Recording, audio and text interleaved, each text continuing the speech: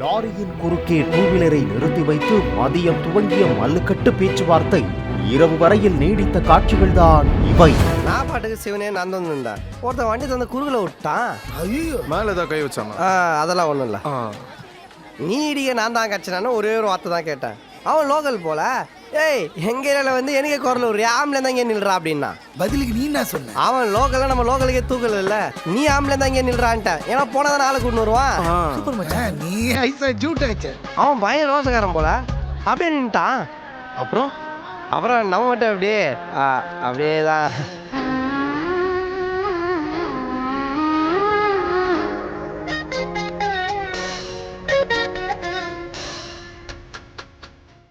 ஈரோட்டைச் சேர்ந்த லாரி ஓட்டுநரான ராஜ்குமார் பீகாரில் இருந்து தோல்லோடு ஏற்றிக்கொண்டு ராணிப்பேட்டை மாவட்டம் ஆற்காடு அடுத்துள்ள மேல்விசாரத்தில் உள்ள தனியார் தொழிற்சாலைக்கு சென்றுள்ளார். காலையில் லாரி வரும்போதே மேல்விசாரம் நகராட்சியில் நுழையும் வாகனங்களுக்கு சுங்கம் வசூலிக்கும் நபர் ராஜ்குமாரிடம் 180 ரூபாய் வேண்டுமென கேட்டதாக கூறப்படுகிறது. ஆனால் தனது லாரி உரிமையாளர்கள் சங்கத்தில் இதுபோன்று சுங்கவரி செலுத்தக்கூடாது என கூறிவிட்டதால் பணம் தர முடியாது என தெரிவித்துள்ளார். என்ன சொன்னீங்க?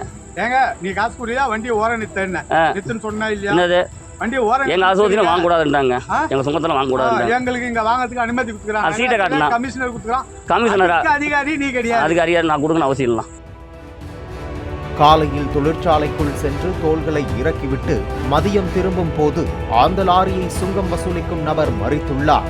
ஆனால் தான் சுங்கம் தர மாட்டேன் என ஓட்டுநர் ராஜ்குமாரும் சுங்கம் தராமல் வண்டியை விடமாட்டேன் என சுங்கம் வசூலிக்கும் நபரும் மாறி மாறி வாக்குவாதத்தில் ஈடுபட்டனர். அப்புறம் காசு கொடுத்தாதான் வண்டி விடுறது. அப்புறம் ஸ்டேஷன் போய்க்கலாம். சுங்கவரி கொடுத்தாதான்.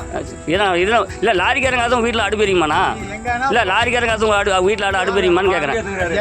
நான் நகராட்சி பணம் கட்சி எடுக்கிறேன். சரி அது காட்டினா அந்த ரசீதை காட்டினா பச்சைங்க கையெழுத்து போட்டிருப்பாங்கல்ல. அதுக்கு அதிகாரி கிடையாது. எதுக்குன்னா நீ அதுக்கு அதிகாரி கிடையாது. அதிகாரி அதை காட்டினா காசு நான் கொடுப்பேன். வாங்க ஸ்டேஷன் போய்க்கலாம். வாங்க ஸ்டேஷன் போய்க்கலாம். லாரி முன்னோக்கி செல்ல முடியாதவாறு டூவீலரை நிறுத்திக் கொண்டதால் மதியம் சுமார் 2 மணியளவில் துவங்கிய இந்த வாக்குவாதம் நீண்டு கொண்டே சென்று இரவு 8 மணி வரையில் நீடித்ததாக கூறப்படுகிறது.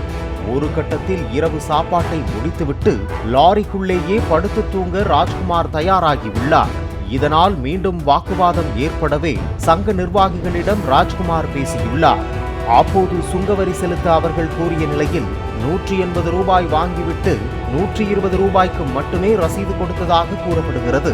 இதில் மறுபடியும் ஏற்பட்ட வாக்குவாதத்தில் ராஜ்குமார் தாக்கப்பட்டதாக கூறப்படுகிறது. காயமடைந்த ராஜ்குமார் 108 ஆம்புலன்ஸுக்கு தகவல் தெரிவிக்கவே அங்கு வந்த ஆம்புலன்ஸையும் அவர்கள் அனுமதிக்க மறுத்ததாக கூறப்படுகிறது. ஓடிச் சென்று ஆம்புலன்ஸுக்குள் ராஜ்குமார் ஏறிக்கொள்ளவே அவர் ஆற்காடு அரசு மருத்துவமனையில் அனுமதிக்கப்பட்டார்.